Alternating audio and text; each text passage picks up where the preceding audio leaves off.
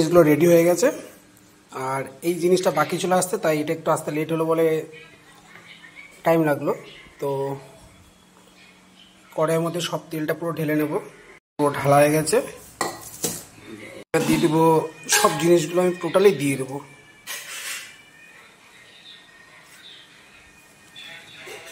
সব ঢালা হয়ে গেছে, এবার এটাকে আমি গ্যাসের উপরে বসিয়ে দেবো।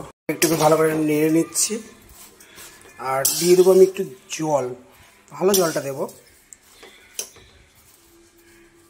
যাতে এগুলো সব বয়েল হয়ে এর থেকে যে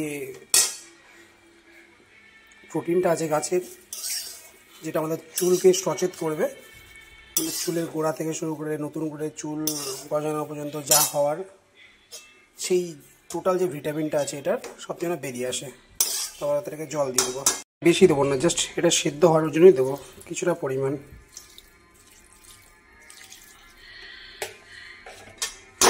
এবার এটাকে আমি ঢেকে দিয়ে স্টিমটা দিয়ে দেবো।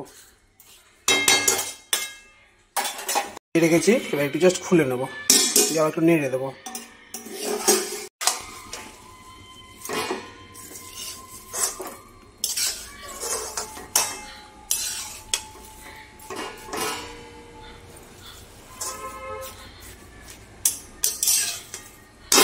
আবার ঢেকে দেবো। এই যে আমার জিনিসগুলো যা দিয়েছিলাম অনেকটা কমে গেছে, আর এই জল দিয়েছিলাম জলটা অনেক মরে গেছে।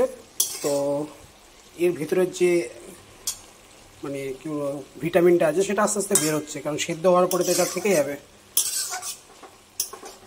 তো জলটাও কমে যাবে যখন, তো লাস্টে অয়েলটাই থাকবে, শুধু ওই অয়েলটাই আমার কাজে লাগবে। তো সেই কারণে আগে ওটাকে সিদ্ধ করে নিলাম, আবার ঢেকে দেবো। দেখে দেওয়ার জল আছে, জল নেই, সব অয়েল বেরোচ্ছে দেখ। আর এই যে জলটা ছিল সেই অয়েলের সাথে মিশে গিয়ে এখন ওই ইয়েটা আছে, যে এইগুলো প্রোটিনটা আছে ওটা অয়েলে চলে এসছে। তো এখন এবার তেলের উপরেই চলছে এটা।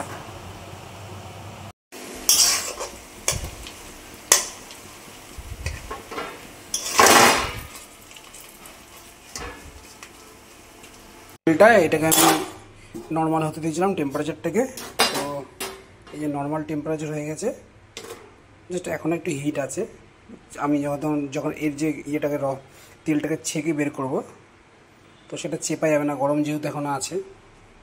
তো এটাকে একটু নর্মাল হতে দিই।